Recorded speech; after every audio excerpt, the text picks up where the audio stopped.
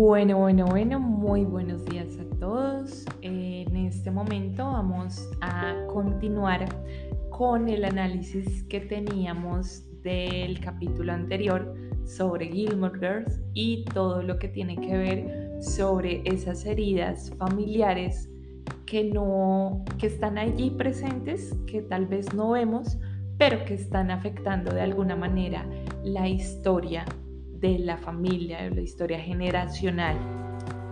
En este caso, pues este segundo análisis vamos a hablar específicamente del evento del que mencionaba, pues fue un evento ruptura en esta familia, que fue el nacimiento de Rory y después pues el hecho de que Lorelai decidió salir de su casa y dejar a sus padres ahí esperando no ser abuelos, porque algo que todo padre o madre quiere hacer en su vida a futuro es poder ver precisamente cómo su educación ha permitido que sus hijos tengan otros hijos y bueno, malcriarlos, compartir con esos nietos.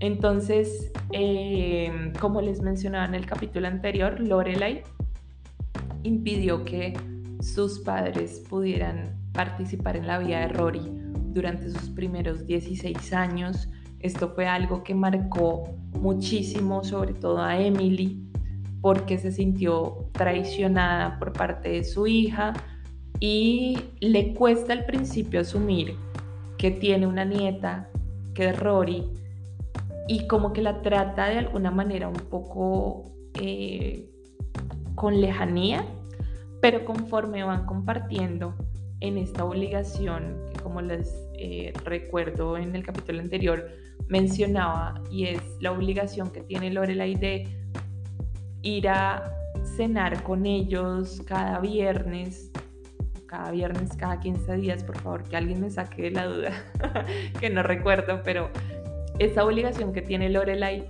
de tener que ir a comer con sus papás y con Rory cada viernes, la lleva a compartir mucho más con su mamá, mucho más de lo que hasta ese punto habían llegado a compartir las dos. Y eso en un principio acerca a Emily, a Rory, sí, a su nieta, acerca a abuela y nieta, pero conforme va pasando el tiempo terminan también acercándose madre e hija. Entonces es una manera de sanar esa relación que se vio afectada por el evento que las marcó. Y como les mencionaba en el capítulo anterior, a veces hay eventos que marcan a algún miembro familiar, pero que a la vista de los demás puede que no sean eventos traumáticos. Entonces, quiero que en este momento podamos llegar a pensar en un evento familiar que nos haya marcado a cada uno. Y dentro de ese evento familiar, ¿qué elementos específicamente marcaron como nuestra historia? ¿O por qué sienten que luego de ese evento familiar se creó un antes y un después? ¿Qué aprendimos o qué podemos aprender y rescatar de ese evento familiar? ¿Y qué cosas sentimos que aún no hemos elaborado? Y cuando digo elaborado, quiero decir sanado, porque así como sucede cuando nos caemos y nos hacemos, no sé, una cicatriz, digamos que íbamos en una bicicleta y nos dimos muy duro contra el mundo y nos levantamos, nos limpiamos, nos damos cuenta que tenemos una herida, la intentamos sanar, pero conforme pasa el tiempo de sanación vemos que esa herida nos marcó, nos dejó una cicatriz y que esa cicatriz a veces se puede llegar a levantar dependiendo de si nos movemos de cierta manera. Pues en una familia, que por cierto esto no lo mencioné y lo menciono ahora, una familia bajo, por ejemplo, la psicología sistémica, se entiende como un sistema, y un sistema es un ente vivo, ¿sí? Entonces, así como un ente vivo que puede ser un cuerpo humano que pasa por un evento, se le genera una cicatriz, un sistema familiar también puede llegar a tener un evento que genera una cicatriz. Y dependiendo de cómo sane esa cicatriz, si cierra bien, pues es un evento que sí, se queda allí en nuestra memoria, pero que cuando nosotros recordamos ese evento no nos sentimos mal porque sanó, ¿sí? Ya hicimos el duelo, por así decirlo, hicimos toda la elaboración de este evento y ya nos sentimos en paz con lo sucedido, como puede ser una cicatriz de esas que si de pronto raspamos un poquito, rascamos un poquito, puede ser que se vuelva a levantar. Y es una cicatriz que todavía nos duele y nos genera algún tipo de malestar. Pues cuando eso sucede, lo mejor que podemos hacer es lo mismo que haríamos en un cuerpo humano, y es ir donde un especialista que nos ayude a sanar esa cicatriz. Pongámonos a pensar en esta caída que les dije de la bicicleta. Digamos que yo me caí, me raspé las rodillas y en vez de limpiarme la herida y ponerme una bandita, decidí ponerme tomate y café. Así, hice una receta y me di cuenta que eso era lo mejor que podía hacer, ponerme tomate y ponerme café. Que puede pasar. Yo sé que esos remedios naturales existen, pero por favor, si tienen una cortada y está mal, no se pongan tomate ni café, más bien limpiémonos la herida. Pero bueno, digamos que yo decidí sanarla así, la envolví como con algodón y ya, me olvidé de esa herida, y al cabo de una semana me quito el algodón y me doy cuenta que esa herida está efectivamente terrible y que me duele más de lo que me dolía antes. Entonces, a veces pasa que hay ciertas heridas que le restamos valor, y en este caso hablo de las heridas familiares, les restamos valor, les ponemos tomate, les ponemos café y ya nos olvidamos de ellas, nos olvidamos entre comillas, pero es una herida que sigue ahí afectando, y no es una herida que solo me vaya a afectar las rodillas, ¿sí? No es una herida que solo te vaya a afectar a ti en tu relación familiar, sino que además, como somos un cuerpo humano, ¿cierto? La rodilla se infecta, pero también se infecta la sangre, y luego de otra semana más puede ser que ya ese dolor que yo tenía en la rodilla se haya expandido por toda mi pierna, y cuando ya tenga que acudir al médico, ya el médico me diga, amiga, yo creo que vamos a perder esa pierna, ¿no? Entonces, lo mismo puede llegar a pasar con un evento familiar que no sanamos, que no elaboramos de manera correcta, o que decidimos ignorar y esperar que el tiempo lo curara, porque cuando lo vayamos a mirar, puede ser que ese evento no solamente te haya afectado a ti dentro de tu relación familiar, puede ser que ese evento termine afectando a tus padres, a tus hijos, incluso a tus nietos. Hay algo que dentro de la psicología sistémica se maneja y son los genogramas. Los genogramas son como mapas mentales, imagínense un árbol genealógico que va mostrando el orden, ¿sí? Porque en toda familia hay un orden, el orden en el cual los miembros se ubican, pero además va mostrando las relaciones. Y lo que me parece interesante de recordar esto del genograma cuando lo aprendí en su momento al estudiar psicología, es que a veces al hacer el genograma de una familia por generaciones, nos damos cuenta que se repite la misma herida. Es raro, es muy raro, pero sucede. Han habido personas que se han encargado, por ejemplo, de hacer el genograma de personas famosas, ¿sí? escritores, actores y demás, y se dan cuenta que dentro de su genograma esa familia tiene tendencia a que haya algún miembro de la familia que decida acabar con su vida. Entonces tienen esa tendencia. O puede ser que tengan la tendencia a compartir vínculos familiares, es decir, que generaciones pasadas se hayan juntado entre primos y generaciones más recientes vuelven a juntarse entre primos. Entonces, las familias son un sistema y es un sistema que va creciendo, se va desarrollando, pero es un sistema que, como cualquier otro sistema, al estar tan en relación, termina afectándose uno a otro. O sea, todas esas entes, en este caso miembros familiares que conviven dentro de un sistema, terminan afectándose unos a otros, dependiendo por lo cual se haya pasado a nivel familiar. Si vemos precisamente la historia de Lorelai y Rory, volviendo a nuestro análisis de Gilmore Girls, nos muestra cómo un evento puede marcar la historia familiar en diferentes generaciones y repetirse de manera distinta cuando no se ha hecho un proceso de sanar las heridas, como les mencionaba, reconociendo la responsabilidad que cada parte tuvo en el hecho en sí. En este caso, Lorelai tiene que asumir su responsabilidad, sí que sí, era una chica adolescente que tomó una decisión impulsiva como cualquier otro adolescente que toma decisiones impulsivas, pero siendo ya una adulta, tiene que reconocer que no fue una decisión en la cual haya pensado también en sus papás, y de alguna manera a veces es mejor pedir disculpas que tener la razón.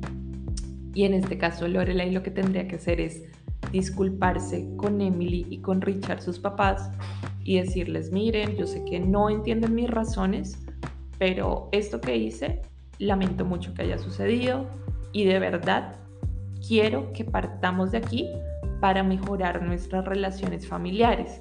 Y por otra parte, pues también Emily y Richard tendrían que empezar a reconocer su incidencia en el hecho en el que Lorelai se sintiera como tan coartada y tan atrapada.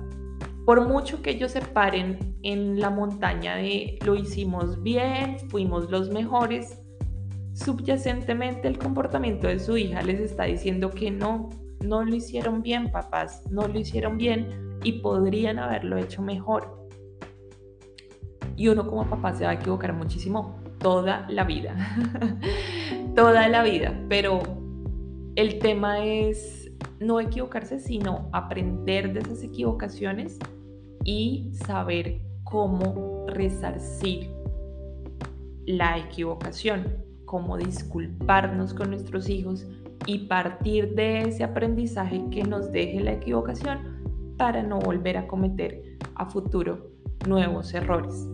Las relaciones familiares son difíciles, son muy difíciles, porque puede ser que en un cuerpo humano todo conviva en armonía, puede ser que nuestras manos sean dirigidas correctamente por el trabajo que hace el cerebro, el corazón y todos los miembros, los músculos y demás, pero en un sistema familiar no podemos decir: ustedes dos son las manos, ustedes dos son los pies, ustedes dos son las rodillas, muévanse.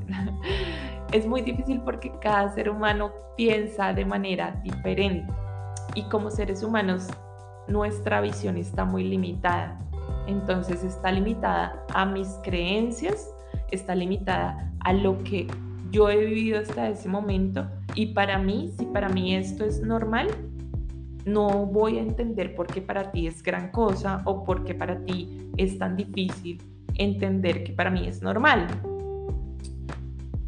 ¿Es difícil convivir con otros seres humanos? Sí, pero es una cuestión de ceder. Si hemos decidido crear una nueva familia, tenemos que saber que nos vamos a enfrentar con retos y que cada cierto tiempo vamos a tener como estas dificultades que, dependiendo de cómo las elaboremos y manejemos en familia, puede llevar a la ruptura familiar o puede llevar a el crecimiento familiar, que es lo que esperamos como familia.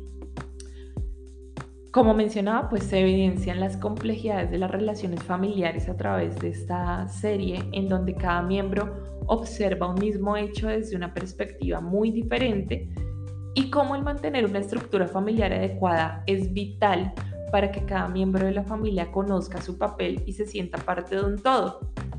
Como les mencionaba, en una familia hay un orden y en una familia también hay una serie de roles que se asumen y que deberían ser naturales, pero bajo cierta relación puede ser que se inviertan, puede ser que la persona no se sienta parte y ahí tendríamos que mirar qué sucede, por qué no se siente parte de la familia y empezar a manejarlo desde una perspectiva más de terapia sistémica para poder ayudar a ese miembro familiar.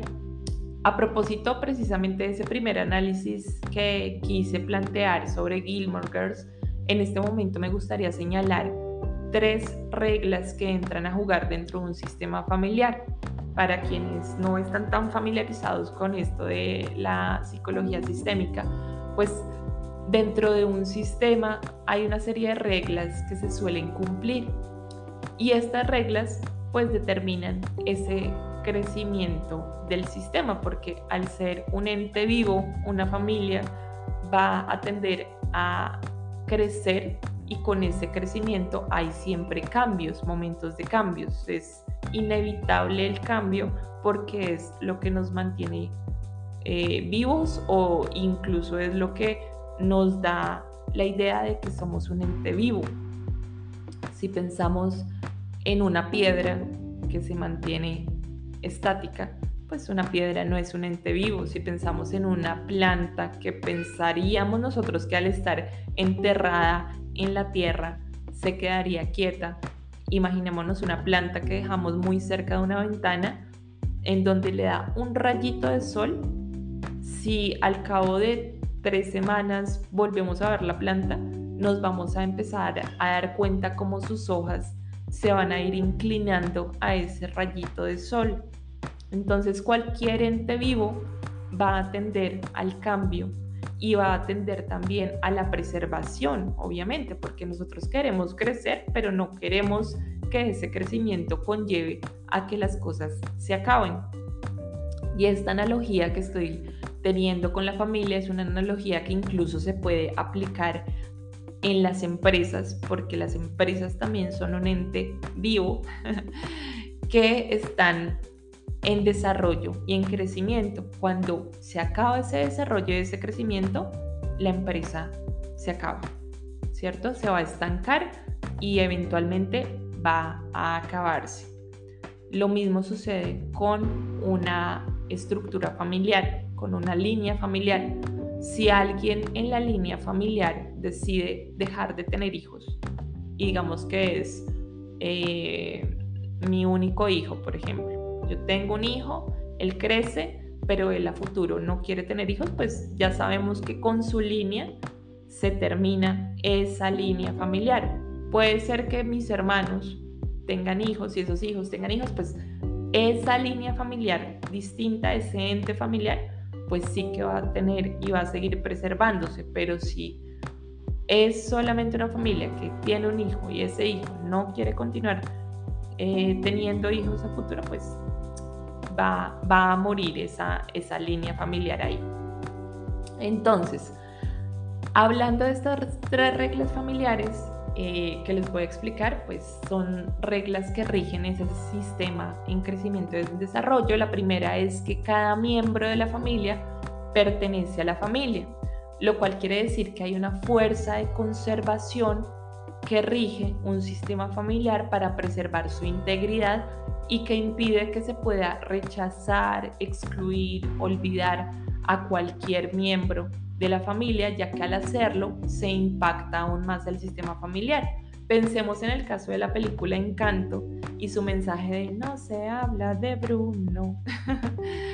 Al final, no hablar de Bruno o de alguien genera grietas familiares que van calando en cada miembro que justamente no puede hablar de esa persona. Entonces se vuelve a crear como esta historia circular. Tú no puedes hablar de esta persona porque fue rechazada de la familia, pero como hay una regla, una fuerza familiar que intenta preservar a la familia, pues al rechazar a este miembro familiar, lo que estás haciendo es creando que otros miembros familiares se puedan llegar a sentir en empatía y puedan terminar tomando la decisión ellos mismos de irse, o puedan llegar a generarse mayores conflictos porque no se está hablando de esta persona, pero esta persona está generando un dolor interno en algunos miembros de la familia, y tal vez ese dolor incluso está oculto, y esa puede ser que no se sepa porque estoy molesto con mi familia, pero a la vez siento interiormente que tiene que ver con esa persona a la que estamos rechazando. Miren Encanto, por cierto, esta cuñita, miren Encanto, pensando en eso y pensando como Bruno, el no hablar de Bruno y el que Bruno aparte viva en, pues, digamos que entre las paredes de la casa, está generando también esas grietas que se van abriendo en la historia de Encanto. Bueno, la segunda regla familiar es que hay un orden en la familia. ¿Esto qué quiere decir? En toda familia existe un orden que se determina en función de quién ha entrado antes y quién ha entrado después. Por ejemplo, los papás han sido esposos primero, ¿sí? Antes de convertirse en padres son esposos, y por tanto el orden estaría dado por el tiempo, y la relación de esposos tiene que ir obligatoriamente antes de su relación de ser padres, ¿cierto? La importancia la da el tiempo en ese aspecto, ¿sí? Entonces se supone que uno como hijo dentro de su familia tiene que darle mayor prioridad a sus papás porque ellos han venido primero y tienen como esa experiencia. Que muchas veces esto no se cumple, es verdad, pero ese debería ser el orden que se maneje a nivel de una estructura familiar sana. Quiero aclarar una cosa, y es que no sucede lo mismo cuando se habla de núcleos familiares diferentes. Entonces, si yo como hija decido irme de la familia para formar una nueva familia, no puedo seguirle dando prioridad a mis papás porque ya yo tomé la decisión de crear una nueva familia y por tanto es mi nueva familia la prioridad. Si yo como hija salí de casa de mis papás y me decido casar con alguien, mi prioridad es mi esposo. Mi prioridad, con el dolor de los papás, mi prioridad no son mis papás. Mi prioridad es mi esposo.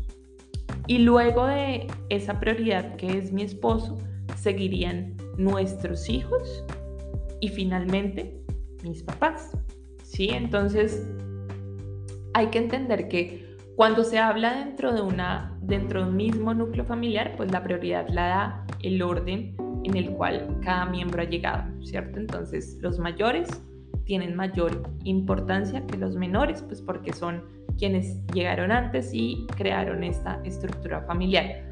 Pero cuando se crea una nueva familia, un nuevo núcleo familiar, el nuevo núcleo familiar toma mayor relevancia que el anterior. Y por último, la tercera regla es que en una familia tiene que haber una compensación adecuada. Siempre va a haber un intercambio de dar y recibir y se debe intentar ser equitativo. Pero hay que reconocerse que entre padres e hijos, los hijos nunca van a poder retribuir a sus padres y no tienen esa obligación, porque la retribución que tienen que hacer la tienen que dar a sus propios hijos. Y ningún hijo debería sentirse en la necesidad de cambiar el destino de sus papás. Es decir, cuando unos hijos crecen dentro de un hogar familiar que está roto, con papás que pelean todo el tiempo, puede llegar a pasar que se sienten en la obligación de mejorar esa relación de sus padres, pero lamentablemente eso no depende de ellos, eso depende de sus papás. Son sus papás quienes primero fueron esposos y por tanto ellos tienen que saber manejar esa relación afectiva. Por eso es tan importante darnos cuenta que dentro de una familia, por mucho que peleemos a puerta cerrada, los miembros se van a empezar a sentir en empatía unos a otros y de pronto yo como padre peleo con mi pareja y pienso que mi hijo no se da cuenta, pero el hijo está dándose cuenta de que algo sucede entre sus papás y esto lo puede estar afectando. Por eso es que hay hijos que demuestran que se sienten mal, no en casa, sino en el colegio, se portan terrible, tienen problemas para concentrarse, tienen problemas de autoestima. Y cuando uno va a ver realmente el tema es el que el hijo se está dando cuenta de lo que sucede entre sus padres y se siente responsable de poderlos ayudar a estar mejor, pero esa no es su responsabilidad. Teniendo en cuenta esto, si tomamos en cuenta las reglas de las que he mencionado, vemos que en efecto la salida de Lorelai de su familia de origen a tan temprana edad tuvo repercusiones más adelante en su propia hija, ¿sí? Quien para compensar el sentimiento de abandono que sus abuelos tuvieron, termina acercándose mucho más a ellos al punto de preferirlos por encima de su mamá durante su crisis de identidad. A la vez, el orden familiar que se genera entre Lorelai y Rory hace que intercambien sus papeles de madre e hija, que esto tampoco es adecuado.